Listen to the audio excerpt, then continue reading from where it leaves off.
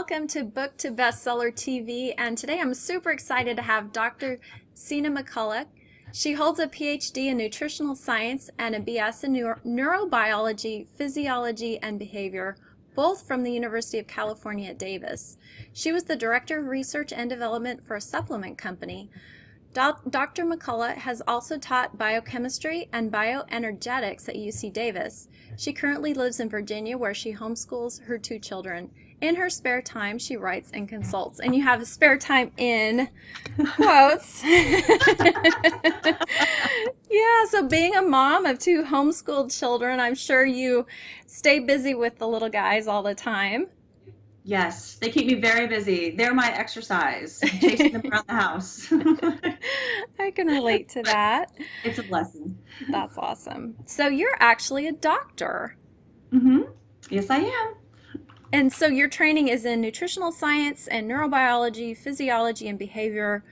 I mean, that has got to be just fascinating and at the same time a very challenging course of study. Am I right?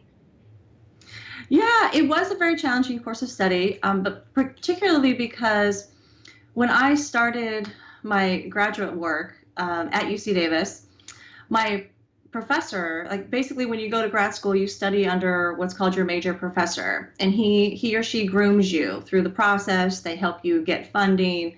They teach you how to do research. I mean, they're your mentor. So I came back to school, to graduate school specifically, to study under one man, Dr. Paul Millay. And when I first started learning under his mentorship, he actually passed away unexpectedly. So I was on my own at that point. Well, specifically, I chose to be on my own because when he died, I made him the promise that I would continue working on his theory because I knew that nobody else would. It would just die along with him. So because I made that promise to him, I ended up pretty much being on my own. I did find a fabulous professor that was willing to take me in her group under the guise that I would get my own funding and I would pretty much mentor myself during the process. But it was totally worth it. I learned so much during the time that I was in graduate school at UC Davis, and I'm just grateful for the opportunity. It gave me a lot of chances to learn how to stand on my own 2 feet, learn how to be resourceful, and really learn how to be dedicated and determined. Yeah, that's great. So you've brought that dedication and determination into your writing. You and I recently worked together for your book, Hands Off My Food, and I love everything that you've done. I love the premise of the book. I love the research. I love your story. So it's just a real pleasure for me to get to talk to you about your process and, some of the things that you uncovered in the book on this interview. So let's just start with your story, because that kind of catapulted everything and the reason why you did what you did. So just tell us a little bit about that. All right. Well, I actually developed an autoimmune disease from eating food, which was shocking since I'm supposed to technically be an expert in food, yet I got sick simply from eating food. So that launched this near 5-year investigation into our food supply because I was perplexed. I thought, if I have a doctoral degree in nutrition, how is it that I am getting sick from food? So I realized that I didn't really know what's in our food supply, that I needed to re-educate myself. So I spent about 5 years investigating to find the truth. And that's what I've done in this book, is I reveal that truth that I've learned. None of it is what I learned in school. I was very blessed to have a great foundation for my schooling. But this is all information that I had to learn outside in the world, in the real world, the hard way. But it was a very fortunate experience because now what's happened is that as I'm going around and talking about the book and sharing it with individuals, it's amazing how many people are also suffering from food-related illnesses and how many people just don't know how to find the answer. Just like me, I searched for over 20 years to find the cause of my illness and went from one medical doctor to the next, one specialist to the next. I mean, I had so many tests. I had 3 colonoscopies, 2 endoscopies, sigmoidoscopy, breath test, urine test, fecal test, blood test. I even had exploratory surgery, and nobody had any answers for me. Fortunately, I was able to figure out the issue, and my disease is now reversed. But when I'm on this book circuit, I'm coming across all of these individuals that are in the very similar position that I was in just a few years ago, and they want answers too. And so it's a blessing for me to be able to relate to them and to be able to provide them with hope that there is an answer out there, and you can improve your quality of life. Like, you can reverse your inflammatory disease. And make you live longer. Yep, and make you live longer. That's my son. He's gone along this journey. This has been a family journey. My son has also suffered from food-related illnesses, leaky gut, and other conditions. So we've also, through diet, and arsenic poisoning, he's added. That was from consuming rice. And so we have also been able to reverse his illness too, and his condition, and he is now recovered. So we're very blessed, and it's a fabulous opportunity for me to be able to just shine a little bit of hope on a situation that I know personally can feel so frustrating and feel so overwhelming. Yeah, so that just raises so many questions for me. One of the ones was there were things that you did, all the procedures, all the tests and everything that just to figure out what this thing was that was causing so much trouble. Then I remember in the book you tried different protocols as far as diet goes. What were some of the things that you tried, and then what was it finally that just kind of landed? Like, what was the thing that really was the thing?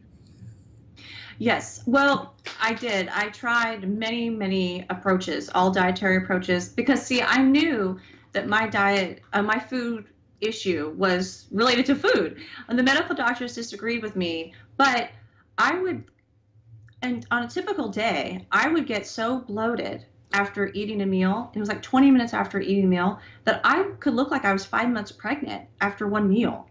So I knew that my condition was related to food. So when the doctors, after seeing so many doctors, they eventually told me that they thought the condition was in my head. And that's when I knew that I was on my own, that if I was going to get better, if there's any chance that I was going to heal from this, that I'd have to find my own solution. So I started with the most obvious thing. I started with diet. I tried a strict elimination reintroduction diet. And we're trained in school how to do this. So I had a premise of how the protocol should go. Regardless, it took me about 2 years of putting myself through this own protocol to come up with a list of foods that were my okay to eat foods. It was very, very frustrating because see, my symptoms could last 2 or 3 weeks. So to get a good baseline, I had to basically wait 2 to 3 weeks between each one food that I changed. So I did that, and I got a short list of foods that I could eat. And then it probably wasn't a couple months after I came up with that list that even foods on that list started to turn against me. Mm. Foods like apples and bananas, like foods that we think would be healthy. These are what we consider the natural foods. I eat apple and banana. And then, so what I did was I also tried a candida diet. Mm-hmm. Because I had been diagnosed with a yeast overgrowth. I was positive for like 6 major yeast strains, and the doctors wanted me to go on antifungals for 6 months because it was so bad. Mm-hmm. So I did 2 months of the candida diet in combination with essential oils, and it worked perfectly. I retested, and I was negative for all strains of yeast, but my GI symptoms did not improve. I also tried the GAPS diet because see, I knew that it was related to leaky gut. Like my condition was related to leaky gut. So I figured that my gut must still not have been healed. So I tried what is called the GAPS diet. This is a gut healing diet. It's based largely on bone broths and meat stocks. And for a couple weeks, I got better. And then I quickly turned again and got worse after that diet. And then the tipping point was when our whole family got the flu. And this was just about 16 months ago. The whole family got the flu, but I was the only one that ended up in the ER. And I just spiraled downhill from there. It got to the point shortly after that where it hurt to breathe, like my ribs would hurt with each breath. My gums hurt. Every time I chewed food, it felt like my teeth were going to fall out. And I didn't know it at the time, but I started the process of muscle wasting, like what a cancer patient can experience. Yeah, I lost 15 pounds in 1 month, even though I was eating almost constantly. And that's when we realized that if we couldn't get this to stop, like we weren't even thinking reversal at the time. We were just thinking, how can I get this downward spiral to just stop? Because we knew, my husband and I knew that if it didn't stop, that I was going to die. And there was just no other way around it. So what I did was I surrendered to God. I prayed about it. And I remember specifically lying on my bed, just in tears, just telling him, all right, I've done it on my own this time. Like my pride has been guiding me, but I've exhausted every resource that I have. I've used all the knowledge that I had. I cannot do it on my own. I need your help. I will do anything you want me to do. Just please make the pain stop for 1 hour. Because by that point, I was in so much pain that I laid on the floor most of the day, and I couldn't even wrap my hand around a cup because the pain was so bad. I had to make you drink. Yeah. I had to tip the cup. My son's adding in that at times he had to help lift the cup and tip it so I could drink because I couldn't get my hand around the cup. So it was a miracle. God saved me. A couple days after, I was listening to online health talks, which I had been listening to for years. And one man spoke, and within 5 seconds, I knew that I was supposed to call him and that he was going to be my doctor, which was amazing because he's in Texas and I'm in Virginia. And he was just about to, he had just released a book called No Grain, No Pain that was a bestseller. He's a highly sought after functional medicine doctor. So I thought that the odds of me getting in to see him were very minimal. So anyways, I called the very next day and they told me it was a 6-month waiting list, which I said, all right, I don't have another option. I prayed about it. This is where I was supposed to go. So I gave them my papers. The very next day they called and they said, we've had a cancellation. You're in tomorrow. Wow. So I got on the phone with Dr. Osborne, and within 5 minutes, he accurately diagnosed me. I had an advanced stage of an active autoimmune disease. It was rheumatoid arthritis. I had arsenic poisoning, likely from eating rice. And I had deficiencies in 15 nutrients. Even though I was taking a multivitamin and mineral supplement every single day, I was still deficient in 15 nutrients. In fact, I was so deficient that I was considered borderline for both pellagra and beriberi, which those aren't diseases you hear about anymore. Both of those diseases can lead to death, have led to death in the United States, and both were largely eradicated in the United States by the middle of the 1900s. So it was definitely a difficult, challenging journey. But now here I am talking with you just 16 months later, fully reversed. I mean, I'm healthy, happy. I can now, before I could run, as my son says, run. I just hosted game club for our homeschool group. And I ran around the whole time playing, capture the flag. I used to not be able to even walk to our mailbox. That's enough. I used to not even be able to walk to the mailbox. And this weekend, I went on an hour-long hike with my 3 big dogs. I'm I'm running, like we said, I'm running with the kids. I'm cooking all of our meals from scratch. I'm hosting play dates. I'm writing newsletters, about to host a summit of my own. I'm playing electronics. So we feel just so blessed. I mean, God has literally given me a second chance at life. And that's why now I feel more passion and determination than ever to try to help people that are suffering from similar food-related issues that I have suffered from, and also to help prevent people from ever having to go down this road. Yeah, that's such a powerful story, and it's so wonderful to see you on the other side of it, happy, healthy, making a difference in people's lives. I mean, it's so gratifying.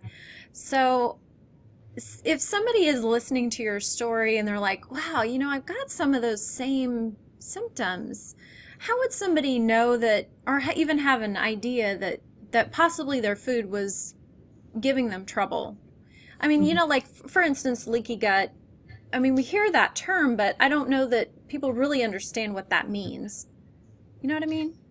Yes, no, I agree. And it can be hard to identify because leaky gut can lead to a whole array of symptoms. So, for instance, some of my symptoms included, there's gastrointestinal symptoms. So if you have constipation, gas, bloating, diarrhea, any of those types of situations could be caused by leaky gut.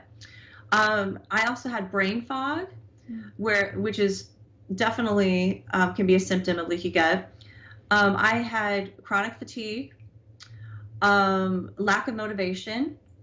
I had chronic infections. So, for instance, my whole family would get just the common cold. They would recover in about 3, maybe 5 days, and I would have it at least for 2 weeks. So delayed recovery from illness. I also had chronic sinus infections. So that could be another one. I also had 5 miscarriages, which was related. It's related because the leaky gut can lead to a chronic low-grade level of inflammation in your body. And that inflammation can lead to disease. So everybody has their own, what we call a tipping point. That means that when you are chronically inflamed for an extended period of time, your own body has a point at which it says, all right, our immune system has tried to deal with this long enough, and now it's going into a full-blown disease. This is when you would be able to go into the doctor and actually be clinically diagnosed as having a disease. But what we know now is that once you walk into the doctor's office and you get that diagnosis of like diabetes or lupus or MS or cancer or heart disease, these are all inflammatory diseases that all have a dietary component, which meaning your food can cause these diseases, and we know that it does now. And a primary mechanism the primary mechanism for causing this disease, for triggering it, is leaky gut. So when you go into the doctor and they diagnose you as having one of these inflammatory diseases, we know that didn't just happen overnight. That disease has slowly happened in your body over years and maybe even decades. See, my symptoms started when I was 20, and maybe even before that, because I was constipated before, but for me that was my norm. I didn't realize I was constipated. But when I hit around the age of 20, that's when I had definite symptoms that were starting, like the bloating and cramping after I ate. Well, my symptoms slowly progressed over time until I hit my tipping point and it developed into a full-blown autoimmune disease. But if you tracked my inflammatory markers, if you tracked my antibodies, they would have been elevated years before I was actually clinically diagnosed with the disease. So these are slow progressing diseases that do happen over time. And food is a definite trigger. So for instance, one of my triggers for leaky gut was grain. I tested positive for the grain sensitive gene, which means that every time that I eat grain, it actually causes my gut to leak. So it causes a local inflammation in my gut. And then what happens is my body releases a chemical that's called zonulin. And that chemical can actually break holes in your gut. So without trying to get into too much detail, to explain leaky gut, all of us have a single layer of cells. that covers the majority of our gastrointestinal tract. That means one layer of cells separates you from your external environment. So it's critical to maintain the integrity of that layer of cells. Those cells are held together by what's called tight junctions. So it's like you can visualize the cells holding hands, and they hold it at a certain distance that only allows a certain small size particle to pass from your gut into your body. Now, if those tight junctions are broken or damaged, like what occurs in leaky gut, it allows large particles to go from your gut into your body. Those particles can be food, they can be pathogens like viruses or bacteria or fungus. And when that happens, when those large particles leak into your body sees it as a foreign invader because it's not supposed to be there. And so your body's trying to help you. Your body mounts an immune response to try to attack that invader and get rid of it. That response is an inflammatory response. This is how you get inflammation in your body because from leaky gut. So what happens is if you continue to eat those triggers or consume those triggers, so for mine, grain, as I continued to eat grain, the leaky gut persisted and my body, my immune system had to keep attacking the grain. Over time, your body can get confused. It's called molecular mimicry. So instead of just attacking what it perceived as the foreign invader, it can start attacking your own tissues because your tissues can look very similar to some of these proteins that are in your foods. So gluten looks very similar to some of your tissues. When that happens, we are each individualized in this process. So your immune system will attack you where you are genetically weakest. I happen to be genetically weakest in my joints. So my immune system attacked my joints. This is the autoimmune component to leaky gut. It attacked my joints. That's how I got pain and inflammation in my joints. If your weak link is your pancreas, for instance, it can attack your pancreas and develop into diabetes. If your weak link is your brain, it could attack your brain and develop into MS or ADHD or depression.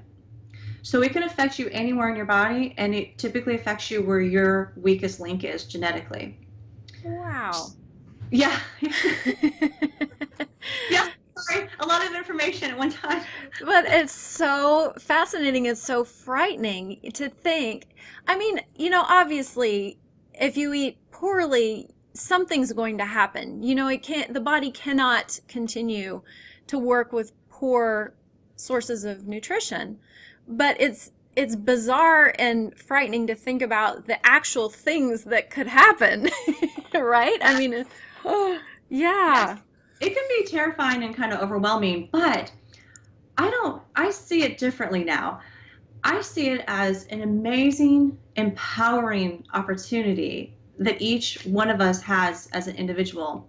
Because what this means is that, sure, food can kill. Clearly, we know that food can kill. In fact, there's a recent study that was published in the Journal of Clinical Nutrition where the authors concluded that all of these so-called Western diseases, these are what we refer to as the chronic diseases, the heart disease, the cancer, the diabetes. All of these diseases have a diet component to them. So they all are being caused in large part by our food. Sure, you have a genetic predisposition that I just explained, but the large trigger is food, which means that our food can kill us. But what it also means is that your food can heal you, that we can save lives simply by changing the food that we eat. And all we each have to do as individuals is figure out what our individual food triggers are. Just like with mine, I was clearly on the path to death, but I got help, and through a simple blood test, we were able to figure out what foods I was sensitive to. And once we removed those foods, I'm telling you, within 3 days of removing my final food triggers, all my pain in my body was gone in 3 days. In 3 months, I was outside ripping bushes out of the backyard. So the reversal, the healing can happen amazingly fast. Mm. If you just identify your own triggers and remove those from your diet, the possibilities are just endless for you. Lifestyle improves, energy improves, mindset improves. It's like you get your life back. you know? Yeah, that's amazing. Okay, so there is the magical blood test, is what I'm hearing. If I'm wondering what could possibly be going on, like why am I not feeling well? What's going on with my body? What would you suggest I do? Well, okay. If I was going to do my situation all over again and I had the knowledge that I have right now, I would have gone straight to a functional medicine doctor. They are the ones, and now not all functional medicine doctors are fabulous, just like not all conventional Western medicine doctors are fabulous, all right? But I happened to find a good one, Dr. Peter Osborne, and he has his own website, I believe it's Gluten Free Society, and they have a list of functional medicine doctors on there that he's either worked with or gone through some of his certifications. So there is a resource out there to be able to find one, hopefully in your area. But I would go straight to a functional medicine doctor, and I would ask for certain tests. I would ask for that food. It's a food and environmental sensitivities test. I had a fecal test done, which tested the levels of my microbes in my gut. So it told me if I was balanced or how unbalanced I was. It also tests for yeast levels. It can test for leaky gut. It can detect the level of inflammation in your gut. I also had a functional test done for micronutrient deficiencies. This is different than the test that a typical Western medicine doctor will do. That test that they do is a snapshot of your deficiencies in your blood at that one moment. This is a functional deficiency test. So it actually looks at your white blood cells for 6 months and tests the deficiency levels over that 6-month time period. And then I had a heavy metal toxicity test done. It was a simple urine test because we now know that most Americans are carrying at least one toxin in their body, which can commonly be a heavy metal. And that was the case for myself and my son. We both had a heavy metal and toxin that was in our bodies. And I tell you, once we chelated, it was a natural chelation supplement that we used at home. Once we chelated the arsenic out, it made so much difference. It wasn't as critical as removing my food triggers, but it was the piece that gave me my energy back, like back to 100% normal levels.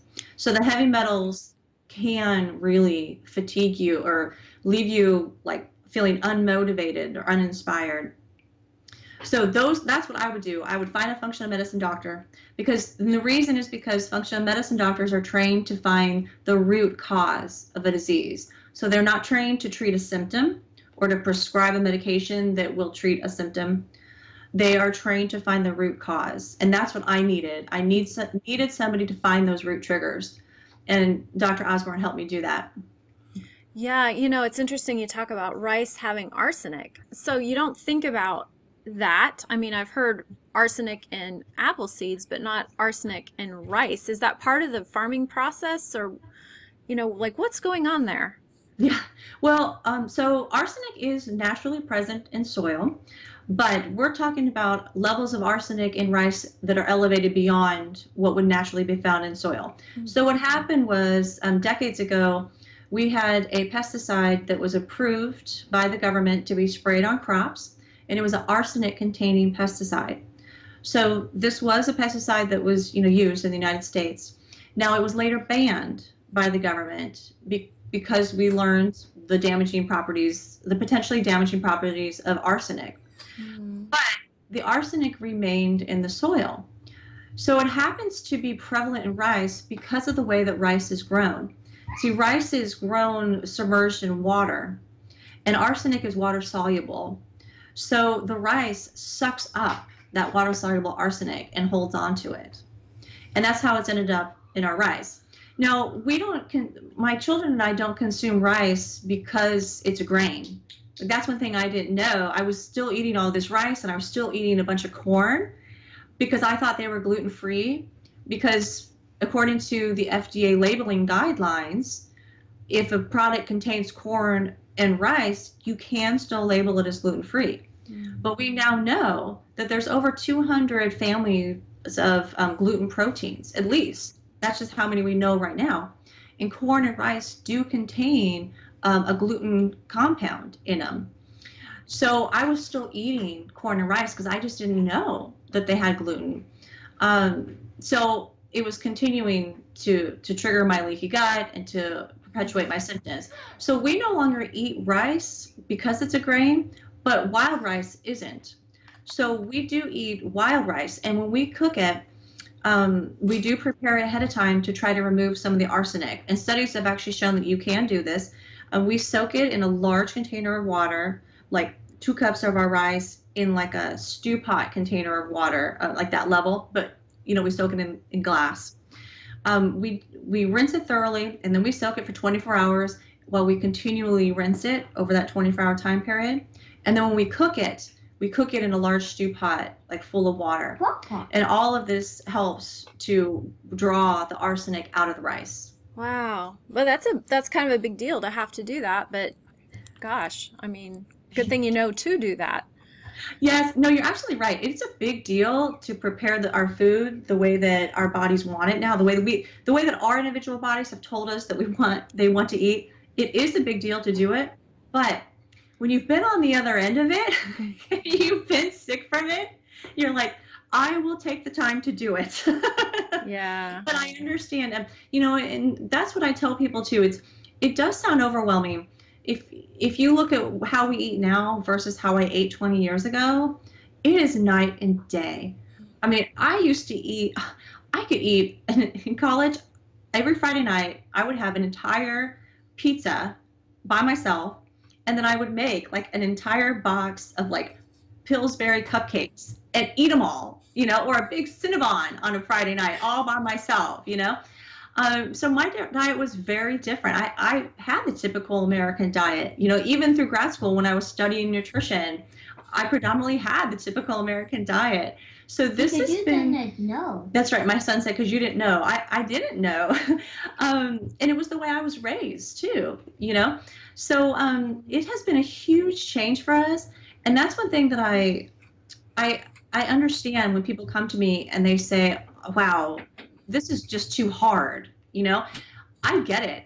And what I encourage people to do is exactly what we did. We did baby steps. Like, we didn't throw everything out of the kitchen, out of the pantry, and restock everything overnight. I didn't know how to do that. Like, no, we started with one step at a time. We replaced one thing at a time. And what I really am trying to, and I still am trying to practice this because it's critical for recovery from an illness too, is grace. Giving yourself grace. And so instead of focusing on all the foods that I haven't replaced yet, or all the bad foods that we're still eating, we try to focus on what we have accomplished. Like, we did one more thing this week or one more thing this month, and that's great. Next month or next week, we're going to do one more, So just trying to keep that positive mindset about it. And for me, it's been one of the biggest components to my success, is trying to keep that positive outlook and trying to give myself grace. Yeah, that is good. You talk in your book, and one of my most favorite things about your book was that you celebrated the successes. You celebrated the times when industry listened to consumers and you had solutions. And, you didn't just tell us that there are all these problems with our food supply. And, because you can hear that anywhere on social media. You can hear all sorts of bad news about everything. So what I loved about it was that you had some really positive stories about what has happened, with our food supply and some of the big multinational companies that are doing the right thing, and things for consumers to look for. So why did you add that in? What is your hope for your readers? What do you want for them to come away with from your book? Excellent question. Well, I have 3 big hopes for this book. The first hope is that anybody who is suffering from a food-related issue or any kind of illness walks away knowing that there is an answer and that there is hope for them. There is something that they can do about it. And I'm living proof of that, and I'm here to support them. And I hope that they reach out to me. The second hope of this book is that it will begin to lift the veil of unearned trust that we have in our food supply. And I had that veil maybe more than anybody else that I've known. I mean, I blindly trusted our food supply. I mean, for instance, I used to walk into the grocery store and I never questioned if the food on the grocery store shelves was safe. I mean, I would flip over a box of cookies and read the food label, and I would read it for the fat content, right? And if I ever did read the ingredient label, I would read ingredients, chemical names that I couldn't pronounce or that I didn't recognize, but I assumed that somebody was testing that for safety. If it wasn't the company, it was the government. I mean, because why shouldn't I assume that? We have an entire Food and Drug Administration and the USDA that are paid with our tax dollars to protect the safety of our food supply. So why would I ever question that? Well, what I learned is that maybe they're not doing their job. Or a better question is, maybe they're not doing the job that we think they're doing. And that's what it was in my case. I thought they were doing a job that they clearly aren't. And so that's what I hope in the second section of the book to help people with, is to help them start lifting that veil so that we know the truth about what's really in our food. And then you can be empowered to make your own decision about what you want to do with that truth. So I'm not saying that we all have to eat like non-GMO foods, or that we should all eat organic, and that all these pesticides are bad and you have to eat farm fresh. I'm not placing that judgment on anybody, or at least I'm not trying to. What I'm saying is, here's the truth about what's in the food supply. If this issue resonates with you, here are some easy solutions, easy things you can do while you're at the grocery store, while you're eating out, while you're at home cooking a meal. Here's some easy things that can help us move the market together so that we can utilize this God-given power that we have. We can learn to harness that power in order to restore the integrity of our food, and also to reclaim the freedoms that most of us, don't even know that we've lost in this food supply. Fantastic. I love that. So you kind of alluded to it a little bit earlier in the interview, that you are organizing a summit. Do you want to tell us a little bit about that? Sure. So I decided that I wanted to do a summit for a couple of reasons. One is because there's free online health summits that, like I said, I've been listening to for years. Those summits are the reason that I'm here today, healthy and happy. Those summits led me to my doctor. They taught me about the truth about gluten and some of these hidden chemicals. And so I would love the opportunity to give back to the service that has helped heal me. So that's one of my main objectives. The second is because what I realized is that not only did I have this veil of unearned trust in our food supply, as do I believe so many of us on some level or another, but I also had a veil of unearned trust in other areas of my life, including our educational system, our medical system, like in pharmaceuticals and in vaccines, and in the government. So what I'd like to do now is to take the theme of this book and apply it to other areas of our lives as well. And it's not to be the bearer of bad news. It is to tell the truth and to provide solutions, just like in the book, for how you can choose to harness your power if you want to. So that's my overall objective with the summit. And it will follow the premise of the book. It will be solutions oriented, just like the book, because I think, in my experience, I belong to a lot of those newsletters or blogs, and I get the action alerts. And you're right, it's like doom and gloom. Like there's chemicals everywhere, Yeah. and there's poison over here, and how can we get rid of it? And I mean, it was one point I looked at my husband and I said, well, "What can I eat? The air?" Like it's like everything's bad. And my son said dirt. Yes, or dirt. It's good. And okay. And I decided, you know what? I don't think fear is a good motivator, at all. I think fear keeps us stuck in a box, and it doesn't allow us that freedom to really explore ourselves and to explore solutions and to try new things. I think it really inhibits us. And so I didn't want to come from a place of fear in this book, and I certainly don't want to come from a place of fear in the summit. I honestly am coming from a place of excitement at this point. I mean, how could I not? I just witnessed a disease in myself that Western medical doctors will tell you is not reversible. I just witnessed it be reversed in my own body. I mean, that's Awesome. amazing. Yeah. So if we can do that, if we can reverse a disease that society at large will tell you is not reversible. And by the way, in the literature now, scientific literature, they've shown that you can reverse Alzheimer's, and you can reverse diabetes, and you can reverse kidney disease. These are all results that are published in peer-reviewed scientific literature, scientific journals.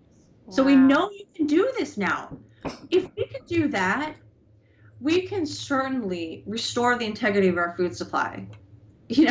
That's minimal compared to healing someone from a disease, Yeah. So I come from this space now of just immense optimism. I have belief in the American people that once they know the truth, they will stand up and they will fight for their rights. They will fight for our food. They'll fight for their long-term health, and they will fight for their freedom. And if not for them, they will do it for their children. As a mother myself, it's that mama bear instinct that comes out. You will do anything for your children. And once mothers are aware of what is really in the food, they will stand up and they will fight for their children. Yes. And that's why I'm like, this is an amazing opportunity that we have right now.